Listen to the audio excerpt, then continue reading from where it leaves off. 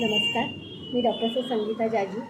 आज अध्यात्म आणि आरोग्य यूट्यूब चॅनलमध्ये आपलं सहर्ष स्वागत आहे.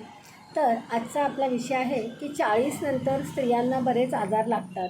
तर त्याचं कारण हे फक्त शारीरिक बदल आहेत का? नाही, तर मानसिक बदल. तुम्ही मनात काय काय कचरा साठवता याच्यावर सुद्धा ते अवलंबून असतात तुमचे 40 नंतर होणारे आजार. बहुतेकांना काय सवय असते की ते 40च्या आतमध्ये घडलेल्या जुन्या आठवणी काढत बसतात आणि त्यावरून मग रडत बसतात किंवा त्या आठवणी काढून दुसऱ्यांना सांगत बसतात. त्यामुळं काय होतं, ज्याच्या तुम्ही आठवणी काढता त्याला तर त्रास होत नाही, पण तो त्रास तुम्हाला मानसिक त्रास जास्त होत असतो. त्यामुळं अशा दुखऱ्या आठवणी काढून आपण रडत बसण्यापेक्षा रोज काहीतरी नवीन नवीन शिकण्याचा तुम्ही प्रयत्न करा, म्हणजे आपोआपच तुम्हाला अशा जुन्या दुखऱ्या घटनांचा विसर पडत जातो. दुसरी गोष्ट म्हणजे काय, लोक काय म्हणतील याचा तुम्ही विचार करू नका. आता माझं वय 50 झालं आहे, मग आता मी सायकलिंग शिकली तर चालेल का? किंवा आता मी दोरी उड्या मारल्या तर चालतील का? आता मी गायला सुरुवात केलं तर चालेल का? असा विचार कधीच करू नका. तुम्हाला जे आवडतं आहे, जे तुम्ही 40च्या वयाच्या आत करू शकला नाही, तेव्हा तुमची मुलं लहान होती, तुम्हाला सांसारिक जबाबदाऱ्या होत्या, त्यामुळं त्यावेळेस तुम्ही हे तुमचे छंद जोपासू शकले नाही. पण आता तुम्हाला सफिशियंट वेळ आहे, मुलं मोठी झाली आहेत, ती आपापल्या पायावर कार्य करतायत, तर आता मात्र तुम्ही तुमचे छंद जोपासा आणि तुमचं जीवन अधिक चांगल्या रीतीने जगा. तिसरी आणि महत्त्वाची गोष्ट म्हणजे तुम्ही प्रत्येकाच्या दृष्टीनं चांगले असालच असं नाही आहे. प्रत्येकाला तुम्ही किती चांगले आहात हे त्याच्याजवळ जाऊन तुम्ही सिद्ध करण्याचा प्रयत्न करू नका. तुम्ही कितीही चांगले असलात तरी तुमचे विचार सर्वांना पटतीलच असं नाही आहे. त्यामुळं ज्याला तुमचे विचार पटत नाहीत त्याला जाऊन ते तुम्ही सांगण्याचा किंवा शिकवण्याचा प्रयत्न करू नका, कारण ज्याला पटत नाहीत ते आधीही पटत नव्हते आणि कधीच पटणार नाही आहेत.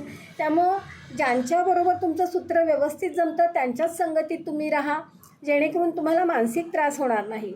नंतर निरर्थक वाद, भांडणं हे सगळं सोडून द्या. कसं असतं, वयाप्रमाणे मॅच्युरिटी येतेच आणि ती मॅच्युरिटी तुम्हाला दाखवावी लागेल.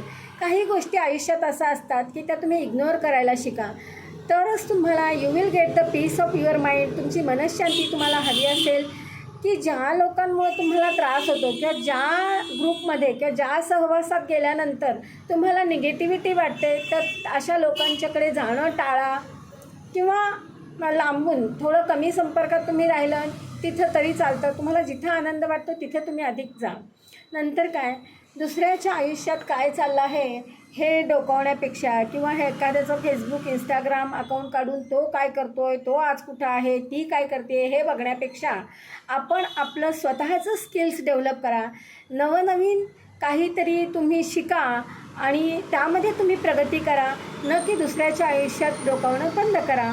तर असं केलं तर काय होईल, तुमचं जे मानसिक आरोग्य आणि नीट राहील आणि ज्या मानसिक आरोग्य नीट न राहिल्यामुळे जे काही तुम्हाला विकार लागतात त्यापासून तुम्ही कोसो दूर राहाल.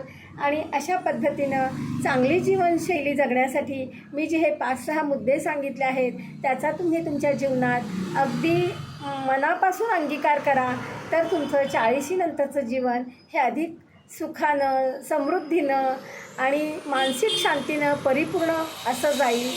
धन्यवाद.